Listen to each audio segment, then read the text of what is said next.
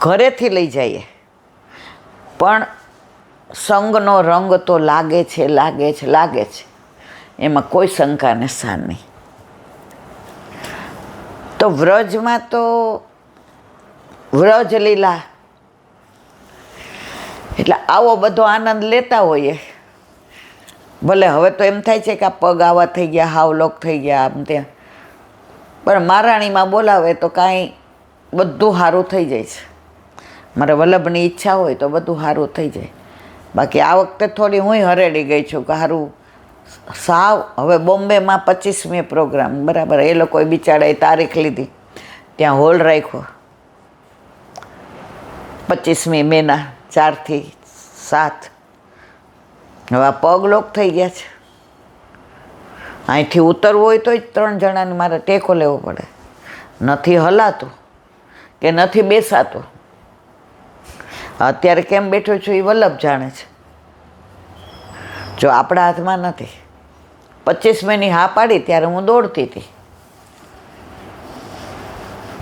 ત્યારે અડધો કલાક ચાલતી હતી. હવે આ 4-5 દિવસથી, અઠવાડિયાથી તો હાવ પગલોક થઈ ગયા. ડૉક્ટરને બતાવ્યું તો કે 2 પગે હમણાં ઓપરેશન કરાવવું પડશે. હવે જો ઓપરેશન કરાવવું પડે ત્યાંથી જવાય, અને ના કરાવવું તો આવા પગે જવું કેવી રીતે? એક ડગલું તો મારે કહેવાના શય જ, ધાયરું ધણીનું થાય, આપણું ના થાય. આપણે આપણું કરવા જઈએ છીએ ને એટલે તકલીફ થાય છે. છોડી દો બધું એના પર. કરાવવું પડશે તો કરાવવું પડશે. એક જ નિયમ રાખ્યો, જે ગમે જગત ગુરુ દેવ જગદીશને, તે તણો ખરખરો શોક કરવો નહીં, આનંદમાં રહેવો. વલ્લભને શરણે જઈએ રહીએ આનંદમાં, વલ્લભને શરણે જઈએ રહીએ આનંદમાં. સેવું સદા હું તો વ્રજના ધણી, સેવું સદા હું તો વ્રજના ધણી. માગું બસ વલ્લભના શરણે જાઉં તો આનંદમાં રહ્યો. આજે ઘરમાં ઠાકોરજી ન હોય, વલ્લભનું શરણું ન હોય, તો હું અહીંયા લાંબી થઈને સૂતી હોઉં. પડખું ફેરવી ન શકું એટલો દુખાવો. અહીંયા બેસાડીને બોલાવવાવાળો કોણ? મારો વલ્લભ. તો આશરો એક છે, પણ તારે જે કરવું હોય ત્યાં કર. તારી દરેક લીલા કર્ણમ મધુરમ મને કબૂલ બનજો છે. બોલો વલ્લભાધી. વ્રજ વિહાર. નવનીત પ્રિય શાસ્ત્રીને ભગવત સ્મરણ. કોઈ પણ વાત હોય એમાં વ્રજ ના આવે ને ત્યાં સુધી આનંદ જ ને. અને વ્રજની વાતો કરતા હોય ને તો એ દ્રશ્ય બધા નજરે તરે. આખું જાણે પિક્ચર જોતા હોય ને એવું લાગે. તમે પિક્ચર 2-3 વાર જુઓ ને તો 25 વર્ષે તમને યાદ ન હોય, પણ વ્રજમાં જ્યાં બધા પ્રસંગો બન્યા હોય ને, હવે 8માં ગયા હતા, બરાબર, 18 વર્ષ છે, છતાં એ પ્રસંગ અત્યારે મને નજરે તરે છે. એ બેને લાલ ચૂંદડી પહેરી તે મને દેખાય છે. અને પટેલ હતા તો ઓલા ભાઈએ ઓલું ખમીસ અને ધોતિયું પહેર્યું હતું. અને બધું અવેરું ને તો ઓલા બેને ઠાકોરજી જાંપીજી માથે મૂક્યા, અને ગેસનો બાટલો ક્યાંક કેળમાં લીધો, અને બાકી બધું વાસણ ને ઓલા ભાઈ કોથળા જેવું લાવ્યા હતા, અહીંયા નાખી દીધો, ઉઘાડા પગે બે હાલવા માંડ્યા. એ કે અમે તો બધું ઘરે જ બનાવીએ છીએ ને ધરાવીએ.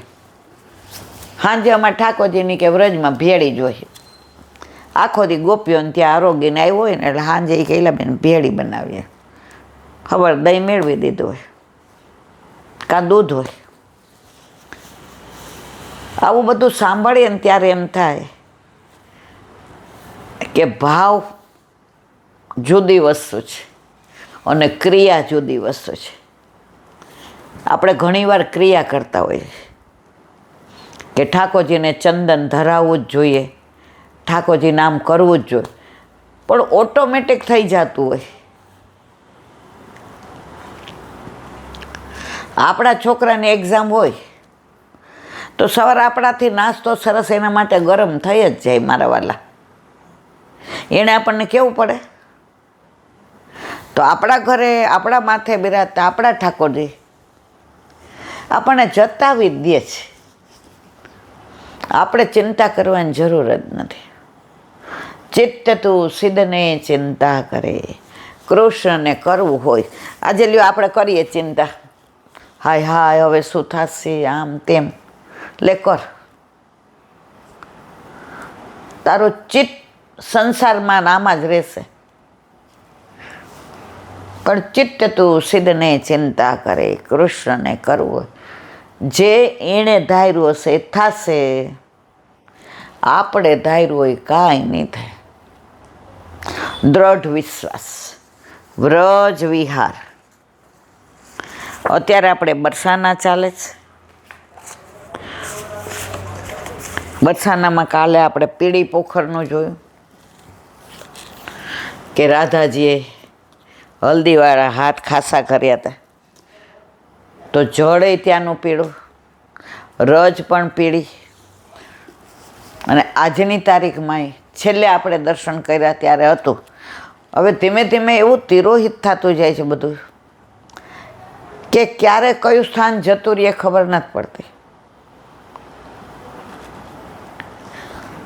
એટલે આજે જોઈ લીધું હોય ને હૃદયમાં અંકિત કરી રાખવાનું. કારણ કે બીજી વાર જઈએ, આપણે મોતીકુંડ ગયા તો કેવું થઈ ગયું હતું. અને 2012માં ખબર સવિતાબેન હતા અને એણે તોડ્યા હતા. તો મેં કીધું આવું ન તોડાય. એ કે પાના તોડવામાં હું વાંધો, આ પાનાના નથી મારા વાલા. આ વૃક્ષે વૃક્ષે વેણું ધારી અને પત્રે પત્રે ચત્રભુજ છે. હા, તમને દર્શન નથી થતા એનું કારણ તમારા ચર્મ ચક્ષુ છે. દિવ્ય ચક્ષુ હોય તો થાય. એ તો વલ્લભ કૃપા કરે તો મળે.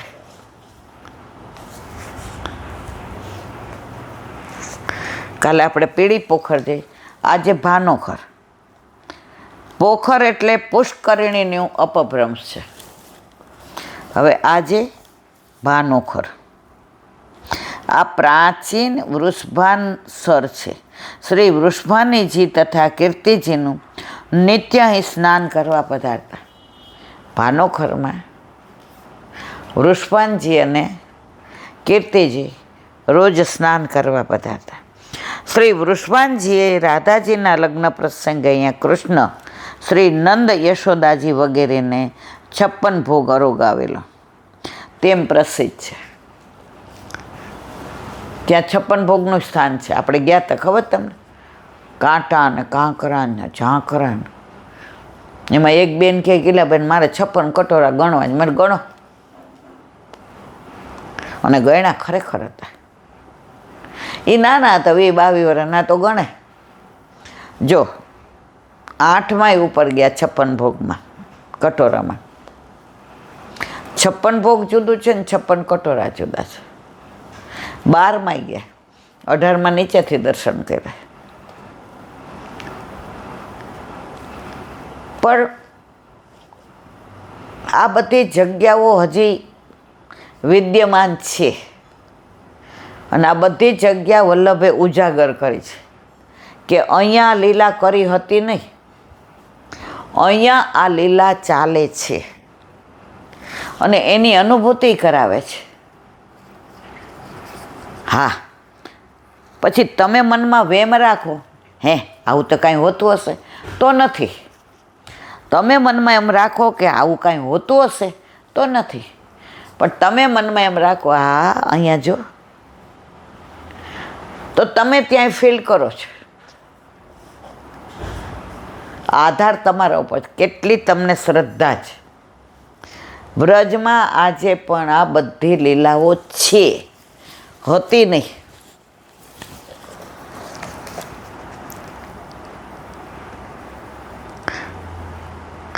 તેમ પ્રસિદ્ધ વિશાળ સુંદર આ સરોવર છે. આગળ કીર્તિ કુંડ, જશોદા કુંડ, લલિતા વિશાખા કુંડ, જળ વિહાર કુંડ, દોહની કુંડ વગેરે છે. વ્રજમાં તો તમે જાઓ ને, હવે તો ઘણું બધું તિરોહિત્યો. અમે 1997માં ગયા હતા લીલી પરિક્રમામાં. પછી હું આ પગમાં ઓલું સોયો ઘરી ગયો એટલે પાછી આવી ગઈ 15 દીમાં. પણ તમે જુઓ ને તો ત્યારે હજી ઘણું બધું વિદ્યમાન હતું. હવે એમાંથી અત્યારે ઘણું નથી, ઘણું બધું તિરોહિત થઈ ગયું છે. અને એની પહેલાં નાના હતા ત્યારે ગયા હતા, 20-22 વર્ષના. ત્યારે સમજણ નહોતી. ત્યારે ભગવદ્યું આપણો હાથ પકડે, જો અહીંયા, એટલે આપણે કહીએ આ. પેલા અંજનો ઘર ગયા ને તો ત્યાં આમ કરીએ ને, અંજન બિહારી છે, તો આમ ઘસીએ ને તો હાથમાં આંજણ આવે. એટલે પછી કે આંજી લેવાનું. મેં તો આંખું વહી જાય તો તમે તો ખરું અમને શીખો. એટલે મારે કહેવાના છે, નાના હતા ને તો સમજણ જ નહોતી. મને એ પ્રસંગ બરાબર યાદ છે. મને ઘસ માન રાખવા કહીશું, મને કે હવે આંખે આંચ. મેં નહીં, તમે લોકો તો મેં કીધું આ બધા. એમણે પકડીને મારી આંખ વાંચી દીધું. તો વ્રજમાં અમુક સ્થળો તો એવા હજી એવા ને એવા છે, જ્યાં આ રસ આવે ત્યાં રસ વયો જાય છે. પછી અત્યારનું આધુનિક થઈ જાય છે. આ રસ આવે છે એટલે અત્યારનું આધુનિક થઈ જાય છે. ઓલું વલ્લભના વખતનું જે ફીલ થાય છે. વલ્લભે જે ઉજાગર કર્યું ત્યારે નીચે ગાર હતી, ઉપર છાપરા હતા, એની ઉપર પૂળા નાખતા હતા, દિવાલો કાચી હતી, કૂવા હતા. તો જ્યાં આ બધું છે ને ત્યાં હજી આનંદ આવે છે. પાંડવ ગુફામાં ગયા હતા, ત્યાં હજી બધું એવું ને એવું છે. પાંડવ ગુફામાં તમે આવ્યા હતા ને, જોઈ તમને જો કે યાદ નહીં હોય, ત્યાં આપણે સત્સંગ કર્યો તો આમ છે. અને જે ત્યાં કીર્તન એટલા સરસ કર્યા હતા. પેલું ગાયું હતું, પ્રીત બંદે શ્રી વલ્લભ પદસો और न मन में आवे हो, प्रीत बंदे श्री वल्लभ पदसु और न मन में आवे हो. પદ પુરાણ સરસ છે આખું કીર્તન. એટલો સરસ ભાવ છે. કાલે યાદ આવશે તે કીર્તનનો ભાવ કરીશું. તો વ્રજ યાદ આવે એટલે પછી ધીમે ધીમે બધું. તો અહીંયા વ્રજ વિહારને વિરામ આપીએ. 1 મિનિટ. વલ્લભાધીશ મધુરાષ્ટકમ.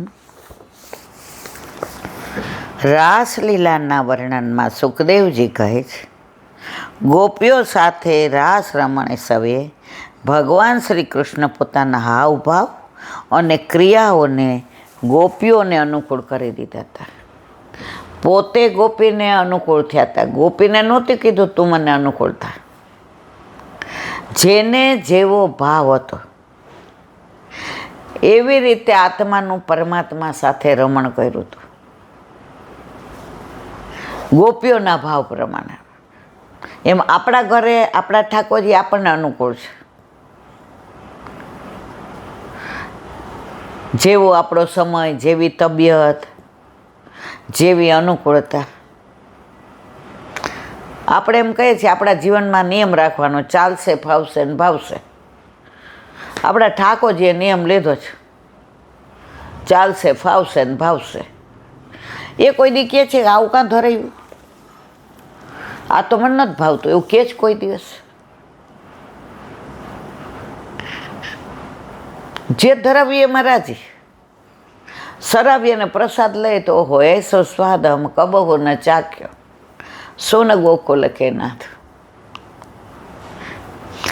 તમે જોજો ઠાકોરજી ઘરમાં ન હોય ને તમે એ જમો ને એનો સ્વાદ, અને પ્રભુ ઘરમાં હોય એનો સ્વાદ. આ ડિફરન્સ તમને ખબર પડી જ જાય. હવે નથી બેસાતું, અહીં બેસવું પડશે.